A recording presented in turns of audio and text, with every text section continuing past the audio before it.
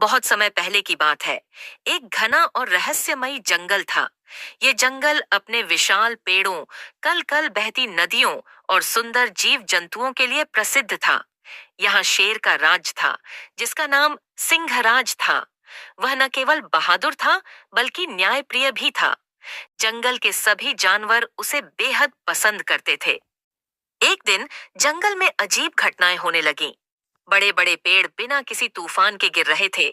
झरनों का पानी अचानक कम होने लगा और कुछ छोटे जानवर जैसे खरगोश और गिलहरियां गायब हो रहे थे। ये सब देखकर जंगल के जानवर डर और चिंता में आ गए। सिंहराज ने तुरंत एक सभा बुलाई।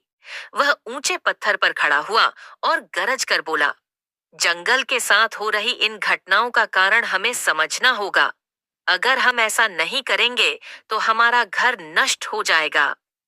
सभी जानवर डर से सिर झुकाए बैठे थे। अचानक एक बहादुर तोता जिसका नाम मित्रु था, आगे आया। उसने कहा, राजन, मुझे अनुमति दीजिए। मैं इन रहस्यमयी घटनाओं का पता लगाऊंगा। जंगल के हर कोने में जाकर मैं देखूंगा कि यह सब क्यों हो रहा है। सिंहराज ने मित्रु को अनुमति दे दी और कहा, ध्यान रखना, यह सफर आसान नहीं होगा। जंगल के भीतर कई खतरे हैं। मित्रु ने अपनी यात्रा शुरू की। सुबह से शाम तक वह उड़ता रहा। सबसे पहले वह नदी के किनारे पहुंचा। वहां का दृश्य देखकर वह चौंक गया। नदी का पानी सूख रहा था और मछलियां किनारे पर तड़प रही थीं। उसने ध्यान से देखा तो पाया कि नदी के पास इंसान बड़े बड़े पाइप लगाकर पानी निकाल रहे थे। मित्रु तेजी से उड़कर हाथी गजराज के पास गया। उसने गजराज को सब कुछ बताया। गजराज ने अपने हाथियों के झुंड को बुलाया और वे इंसानों को भगा दिया। पर मित्रु जानता था कि यह समस्या का केवल एक हिस्सा था। आगे बढ़ते हुए मित्रु ने जंगल के एक हिस्से में अजीब आवाजें सुनी। जब उसने पास जाकर देखा तो वहां कुछ इंसान बड़े बड़े आरी लेकर पेड़ काट रहे थे। मित्रु ने यह दृश्य देखकर सोचा कि अगर यह ऐसे ही चलता रहा तो जंगल जल्द ही खत्म हो जाएगा।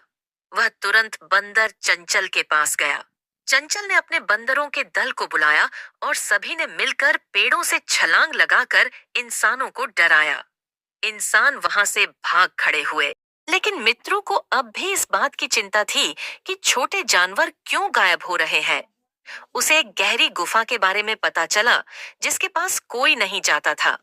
वहां जाने की हिम्मत किसी में नहीं थी। मित्रु गुफा के पास पहुंचा। वहां उसने देखा कि एक बूढ़ा भालू बैठा हुआ है। वह बहुत कमजोर लग रहा था।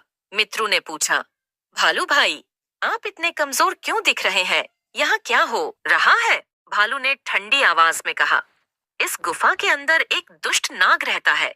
यह नाग बहुत शक्तिशाली है और उसने पूरे जंगल में आतंक मचा रखा है। वह छोटे जानवरों को पकड़कर खाता है और उनकी ताकत चुराकर और भी खतरनाक बनता जा रहा है। मित्रु ने सोचा कि यह नाग ही जंगल की सारी समस्याओं का कारण है। वह तुरंत शेर सिंहराज के पास गया और उसे सब कुछ बताया। सिंहराज ने सुना और अपनी सेना को तैयार किया। उसने गजराज, चंचल और जंगल के अन्य बहादुर जानवरों को बुलाया। सभी ने तय किया कि मिलकर उस नाग का सामना करेंगे। सिंहराज ने मित्रु को कहा, तुम हमारी आंखें बनोगे, हमें गुफा के अंदर का रास्ता दिखाओ। सिंहराज और उसकी सेना गुफा के अंदर पहुंची। गुफा अंधेरी थी और चारों ओर सन्नाटा पसरा हुआ था। अचानक नाग जोर से फुफकारता हुआ बाहर निकला। वह इतना बड़ा और डरावना था कि सभी जानवर एक पल के लिए डर गए। नाग ने अपनी फुफकार से गुफा को हिला दिया, लेकिन सिंहराज ने हिम्मत नहीं हारी। उसने नाग पर झपट्टा मारा। नाग ने अपनी पूंछ से सिंहराज को घायल कर दिया। तभी मित्रों ने अपनी चोंच से नाग की आंखों पर हमला किया। नाग अंधा हो गया और गजराज ने अपनी सूंड से नाग को उठाकर जोर से जमीन पर पटक दिया। नाग ने आखिरी बार फुफकार मारी और गुफा में दबकर मर गया। नाग के मरने के बाद जंगल में सब कुछ सामान्य होने लगा।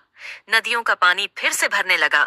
पेड़ों की कटाई बंद हो गई और छोटे जानवर जो डर के मारे छिपे हुए थे, वापस आने लगे। सिंहराज ने मित्रु को जंगल का सबसे बहादुर योद्धा घोषित किया और सभी जानवरों से कहा, अगर हम एकजुट रहें, तो कोई भी ताकत हमें नुकसान नहीं पहुंचा सकती। हमें अपने जंगल की रक्षा करनी है।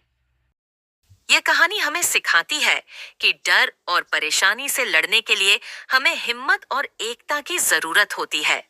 साथ ही यह कहानी पर्यावरण की रक्षा का संदेश देती है। हमें अपने जंगलों और प्रकृति को बचाने के लिए हमेशा सतर्क रहना चाहिए।